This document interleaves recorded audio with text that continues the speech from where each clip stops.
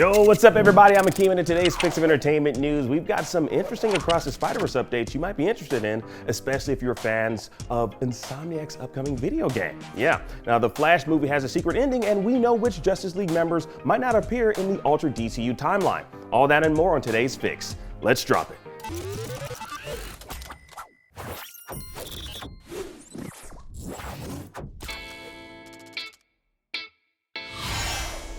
All right, now Spider-Man Across the Spiderverse had a lot of surprises and many different Spider-Man from different dimensions and universes. But those with a keen eye may have noticed something hidden within a certain scene pertaining to Insomniac's upcoming PlayStation exclusive, Marvel's Spider-Man 2.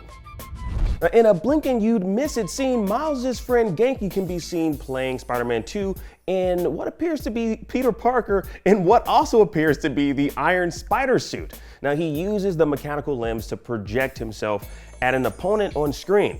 Now it's literally only a few seconds shown, so it's far from a spoiler, just an Easter egg for gamers out there looking forward to playing the upcoming video game. Now, I personally wasn't sure which Spider-Man game it was from, but Insomniac community manager James Stevenson came out to confirm that it is in fact new footage from Marvel's Spider-Man 2.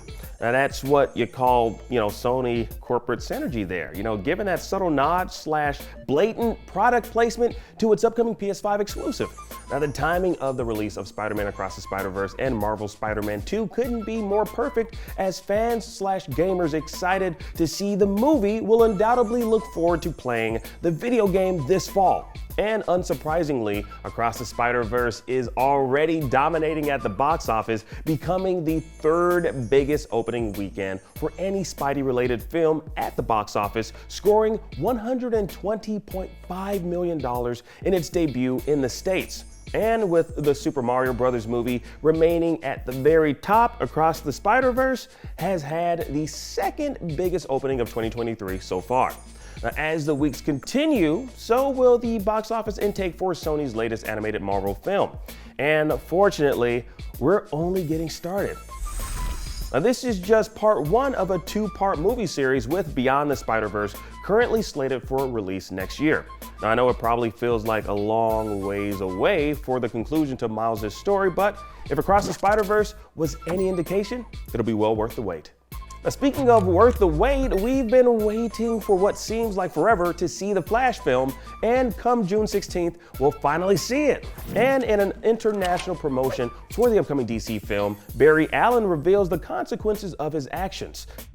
Now, in the promo, Barry says that he went back in time to save his mom and how it broke the universe.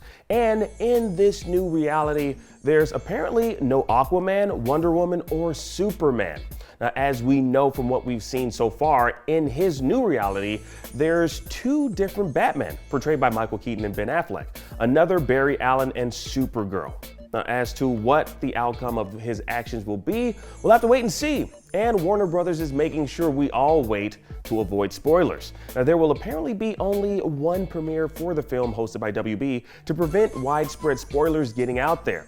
Now, the studio is going to great lengths to preserve the secret ending of the film, which will likely get a lot of fans talking after its June 16th release. Now, if you're trying to not get spoiled, definitely seems like you might want to see this day one as soon as possible and tread carefully on the internet until then.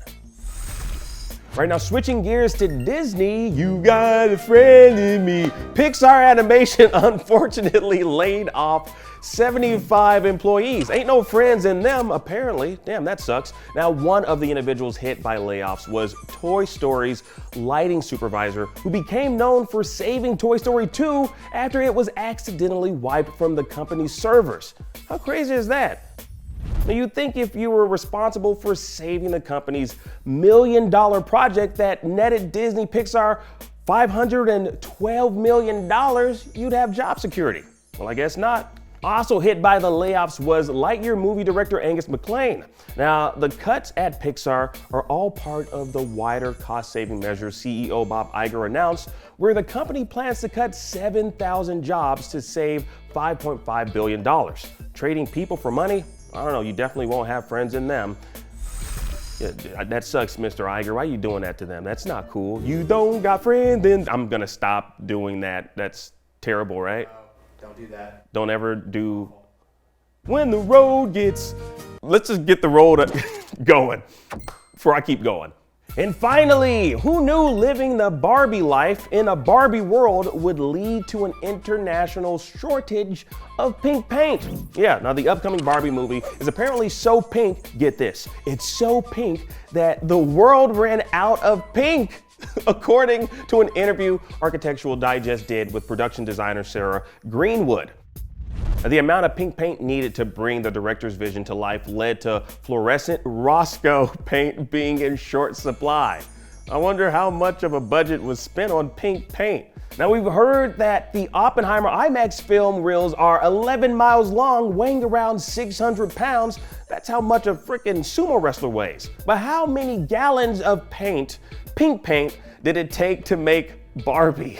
Whatever the number, that's kind of wild, and we'll see if that paint went into good use come July 21st. This is a wild story. All right, and that was your fix of entertainment news for today. I'm Akeem Lawanson, and thank you so much for watching. Now that you're caught up on today's news, please check out our previous episode. Download the IGN app on all your devices. For everything else, stick with IGN.